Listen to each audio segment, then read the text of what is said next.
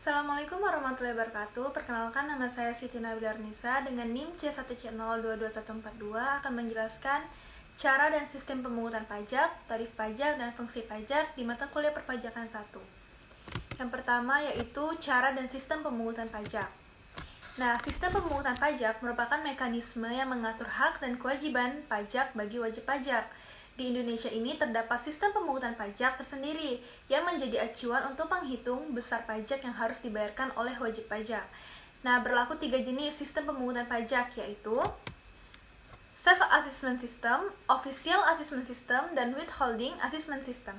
Yang pertama yaitu Self-Assessment System, yaitu merupakan salah satu sistem pemungutan pajak di mana sistem ini membebankan besaran pajak yang harus dibayar oleh wajib pajak yang bersangkutan secara mandiri.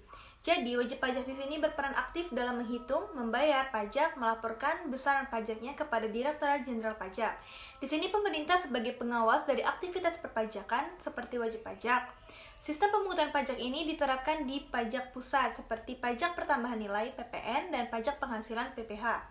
Sistem ini diberlakukan di Indonesia setelah masa reformasi pada sejak 1983 dan masih berlaku hingga saat ini. Adapun ciri-ciri self-assessment system yang pertama yaitu wajib pajak berperan aktif dalam memenuhi kewajiban pajaknya mulai dari menghitung, membayar hingga melapor pajak sendiri. Yang kedua, besar pajak terutang ditentukan oleh wajib pajak itu sendiri. Dan yang ketiga, pemerintah tidak perlu mengeluarkan surat ketetapan pajak atau SKP terkecuali jika wajib pajak telat lapor, telat melunasi pajak terutang, atau terdapat pajak yang tidak dibayar. Kemudian yaitu Official Assessment System. Sistem pemungutan satu ini memberikan wewenang kepada wajib pajak untuk menentukan seberapa besar pajak terutang kepada fiskus atau aparat perpajakan sebagai pemungut pajak. Dalam sistem ini, petugas pajak sepenuhnya memiliki inisiatif dalam menghitung dan memungut pajak. Penerapan ini ditunjukkan kepada masyarakat selaku wajib pajak yang dinilai belum mampu untuk diberikan tanggung jawab dan menghitung serta menetapkan pajak.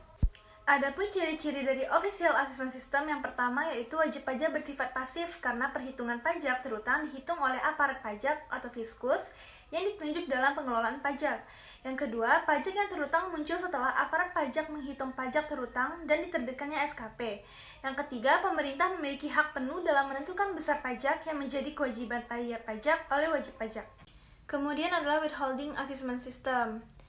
Untuk Withholding Assessment System, besaran pajak akan dihitung oleh pihak ketiga yang merupakan bukan wajib pajak ataupun aparat pajak. Contoh penerapan sistem ini adalah pemotongan gaji karyawan yang dilakukan oleh bendahara instansi terkait.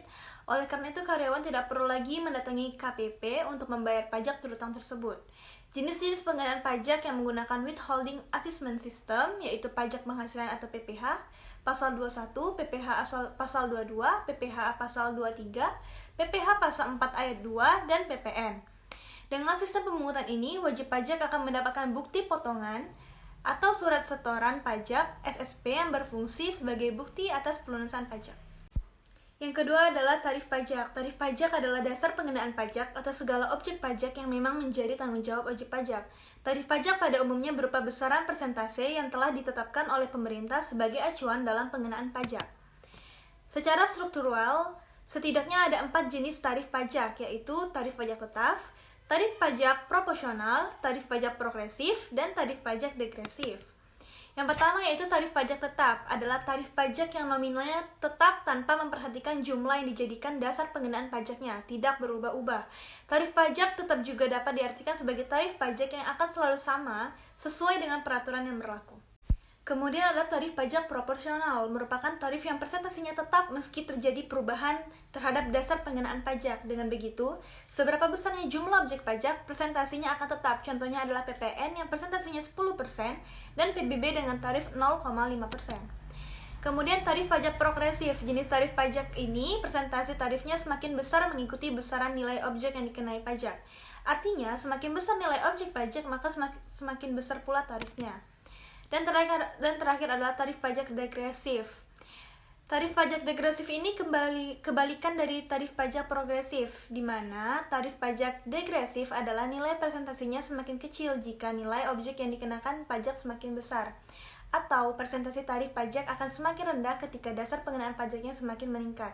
Dengan begitu, apabila persentasenya semakin kecil, jumlah pajak terutang tidak ikut mengecil. Akan tetapi bisa jadi lebih besar karena jumlah yang dijadikan dasar pengenaan pajaknya semakin besar. Dan yang ketiga adalah fungsi pajak. Menurut Rahayu, fungsi pajak adalah kegunaan pokok, manfaat pokok pajak sebagai alat untuk menentukan politik perekonomian. Pajak memiliki kegunaan dan manfaat pokok dalam meningkatkan kesejahteraan umum. Umumnya dikenal dua macam fungsi pajak, yaitu fungsi budgeteer dan fungsi reguler. Nah, dua macam fungsi pajak yang pertama adalah fungsi budgeteer, merupakan fungsi utama pajak atau fungsi fiskal, yaitu pajak dipergunakan sebagai alat untuk memasukkan dana secara optimal ke kas negara yang dilakukan sistem pemungutan berdasarkan undang-undang perpajakan yang berlaku. Kemudian fungsi pajak reguler, disebut juga dengan fungsi mengatur, yaitu pajak merupakan alat kebijakan pemerintah untuk mencapai tujuan tertentu. Merupakan fungsi lain dari pajak sebagai fungsi budgeteer. Di samping usaha untuk memasukkan uang untuk kegunaan kas negara, pajak dimaksudkan pula sebagai usaha pemerintah untuk ikut andil dalam hal mengatur. Sekian presentasi dari saya, semoga bermanfaat. Wassalamualaikum warahmatullahi wabarakatuh.